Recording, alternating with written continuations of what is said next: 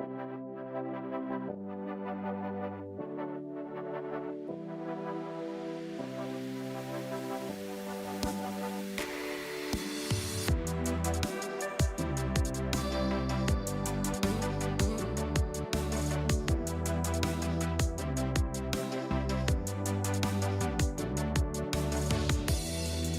and welcome back to my channel. My name is Judymtsoli and I'm so glad that you're watching. It's a privilege to be here, to be able to encourage and to uplift. Self-love, it's a buzz phrase. We hear it quite often these days on social media. Everyone is posting about it. And at times it just sounds like a trendy buzzword. But it's more than that. I feel like so many of us still don't know what it means to love yourself. That's what I wanted us to talk about today. What does self-love really mean? So we're going to break it down into three things, like what is self-love? What is not self-love? And how do you build self-love? So with me today is Luisa Maya. She's a friend to the channel. She's been here several times. I think this is her fourth time being here. So, and we love her here. So welcome back, Maya. Thank you so much. Yeah, I know that you're really intentional when it comes to self-love, and that's why I wanted you for this discussion. What does self-love mean to you? Oh, wow. I like that you use the word intentional, because actually part of my definition is self-love is kind of that intentional, conscious acceptance of self. At least that's what I would describe it is right now. In this phase of my life, it's like just accepting who I am and who I'm finding myself, like how I'm finding myself out to be. Yeah. What are the different ways that you show your self-love? What does that look like to you? Okay. Actually, I think we've talked about this before, and I actually have a video about love on my channel. Quick plug. But I broke it down to three things. So this is how I kind of, the standards that I see. Okay, Maya, you're actually walking in self-love. So number one is identity. Number two is integrity. Then number three is grace. So with identity, I mean just affirming who God says I am. With integrity, it's down to that accountability and responsibility. So I have, once you know who God says you are, you also know like some of the values and the morals that you hold to a certain standard. So walking in that truth is me walking in self-love, and also grace. I mean, we are human, so human is to err, as they say, or we fall short so many times. So even giving myself grace where I fall short, or giving myself grace where I might not necessarily feel my best, is very important to me. And even remembering 1 Corinthians chapter 13, where he talks about like love is patient, being patient with myself. Love is kind, being kind to myself when I see when I haven't maybe met my goals, or I've fallen short in my values or morals. Love is not easily angered. For me, sometimes that can be like a touchy point, because I can be my biggest critic. So grace is super important to me. Just giving myself grace, and also, giving myself that safe place. Love also protects.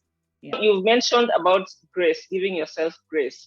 And a big part of self-love is accepting yourself, not wishing that you are someone else. Because sometimes it's very easy for us to look at someone else and wish that we were them, to look at ourselves and even like look down upon the gifts and the strengths and the talents that we have, and see someone else's as the better ones.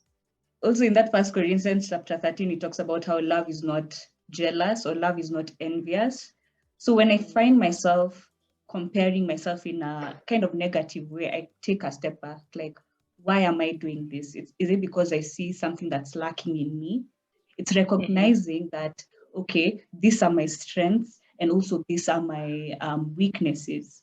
So with your weaknesses, you want to be better, but with your strengths, you also celebrate them. So if I'm in a space of gratitude and celebrating my strengths, then I'm not in a space where I when I'm comparing myself to someone else, I feel like I am nothing or I'm not contributing anything to this experience that we call life.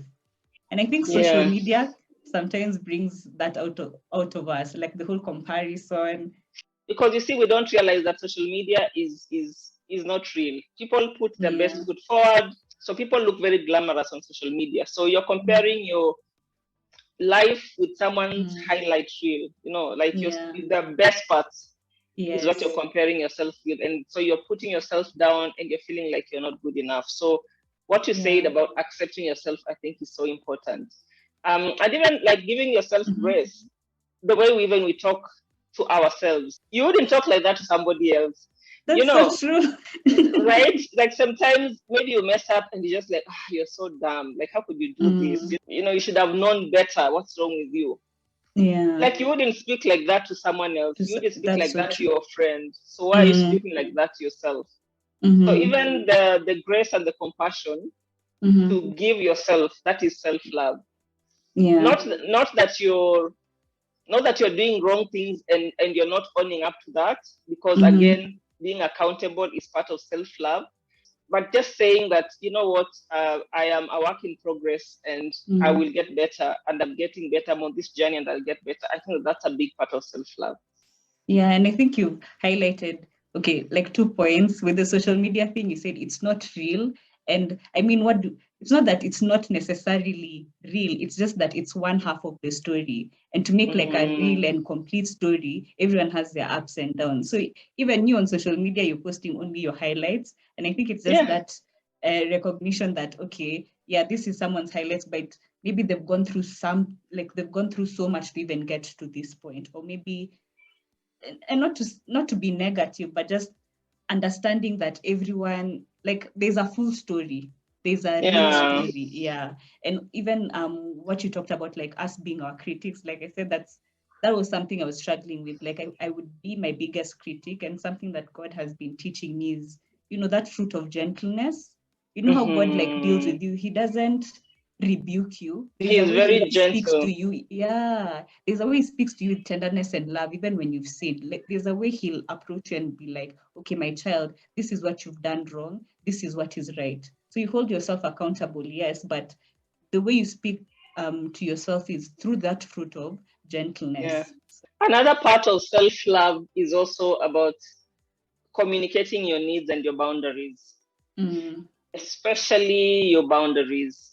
I think it just falls into what I mentioned, number two, the integrity part. If you know your morals and values, of course, in that there's the boundaries.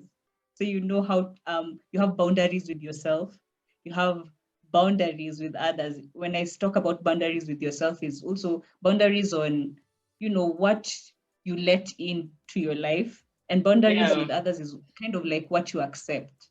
Yeah. So When it comes to prioritizing your needs, and even like your mental health, you know, mhm, there are times you are in a room and you're like, I don't need to be in this room. I don't need to be in this conversation.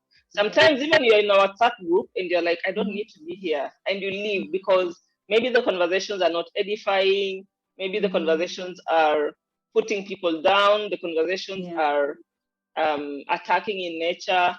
And so Mm, you realize, okay, I don't need to be here. So even protecting your mental health is mhm. part of self-love. Yeah. Part of, if you're falling into like this idol of acceptance and approval from others, that's when Mm, you see your boundaries being like they're being penetrated, because you want to you want others to accept you into that in crowd, or you want others to accept you into what is considered norm. And that's why you yeah. find yourself in spaces where, okay, I'm not supposed to be here, I'm not supposed to be even speaking on these things, I'm not supposed to be gossiping about others. So Yeah. that's where if you if you find yourself that you want acceptance from other people, it's a dangerous zone. What I normally tell Mm, myself is, first of all, I'm accepted as God's child, as God's daughter. I'm a holy nation, royal priesthood, mm, all that, and that gives me comfort. And also now me intentionally accepting who God says I am, me accepting myself and being like, okay, I'm okay with this. Some people might not agree with it, but I mean, I already have the final, like the best approval in the world, which is God. Asking for help, asking people, you could be struggling in some ways, getting people to come in and help you is part of self-love. Because sometimes you can reject support because you feel maybe you don't deserve support, or we don't deserve love. What we are calling the real story or the full story, people have strengths and weaknesses. So also seeing the weaknesses and wanting better. And if you want better, you'll have to reach out. You'll have to reach out to get that help. You'll have to reach out to the Holy Spirit who is molding you to be better. You have to reach out to this community that you're speaking of, or even therapists, etc., to actually help you get better. Because within yourself, that's your weakness. So how are you helping yourself? If it's your weakness, yeah, you can help yourself maybe, but you really have to reach out, because you can help yourself by getting resources which is outside yourself, like be it books, be it people, be it prayer. All that is reaching out and being honest with yourself that, okay, this is my weakness and I need to work on it. Not this is my weakness and damn, or woe is me. Yeah. What does self-love look like when you find yourself in a space where your feelings are not being validated, or your feelings are being trashed? What does self-love look like in that space? Even to be in a loving relationship or a loving situation, just to have loving relationships. I feel like all of us desire to be understood, and for someone to just disregard my feelings, disregard my opinions, I feel like that's someone not giving me a chance to be understood. So I think it's play by play. So if that's a friend or an acquaintance, then that's where I think boundaries start. Like you'll be like, I don't want to be in a space where or around people who are maybe, because this is basically negativity and it's kind of toxic for you not to fully express yourself. So you don't want to surround yourself with such people. And if it's in family or in a space where you actually can't escape these people, then it's just reaffirming. I think reaffirming, you have to really reaffirm yourself and also express yourself. Don't find yourself in a space where you don't express it. Yes, they may disregard it, but also honor yourself by expressing that, okay, this is my feeling about this situation. This is how I'm processing this, what you're telling me. So always express yourself. And I think it's a boundaries thing. Like try as much as possible to be around people who celebrate you, people who are positive, and not people who are bringing you down. Yeah.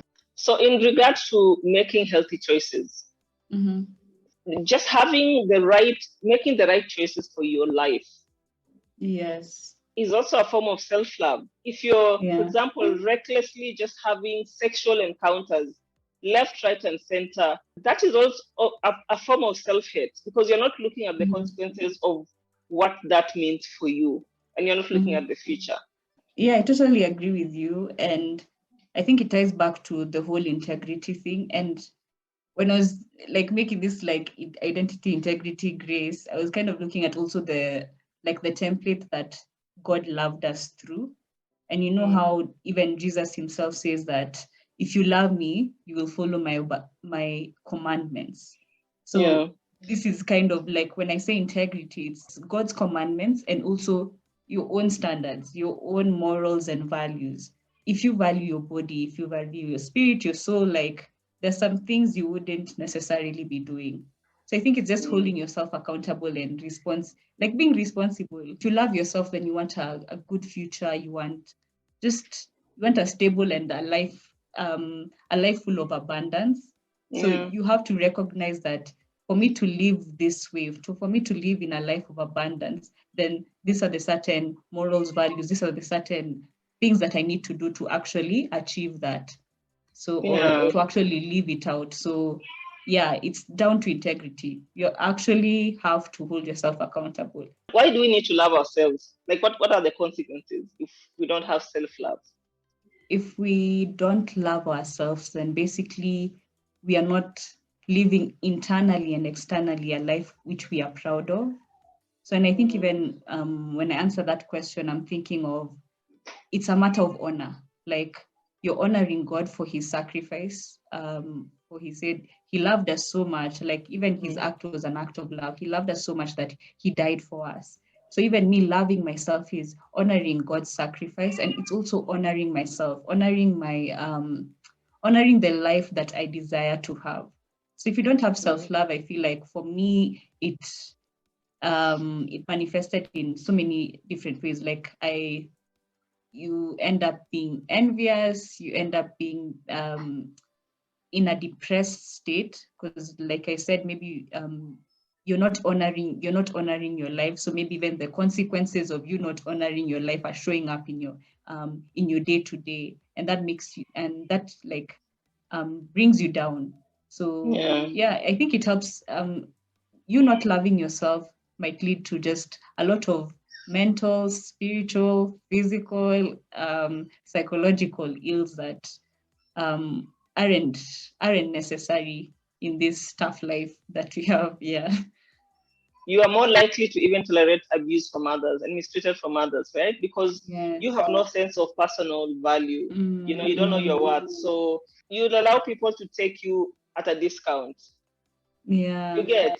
I think it's why people have such a desperation for external relationships, because you're looking for outside validation. You want someone else to come and validate you, validate your existence.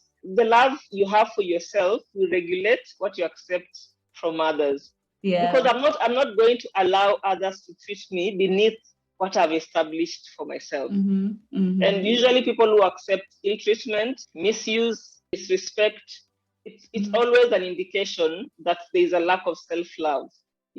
So you are being mishandled, you're being mistreated, you're being dishonored, and somehow you keep showing up for it.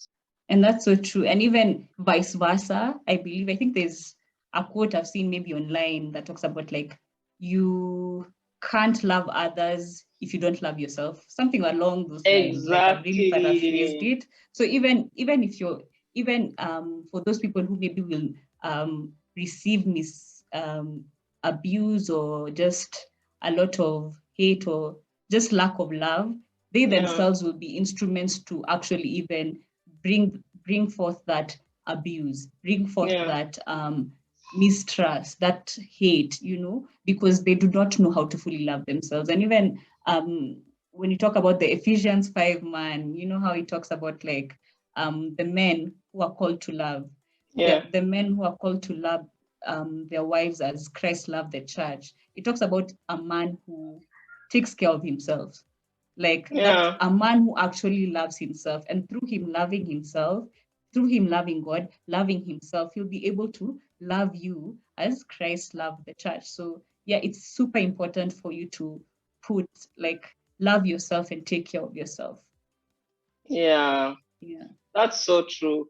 There's a saying that says broken people always break people. Even when you don't intend to, but you're broken, so you break other people.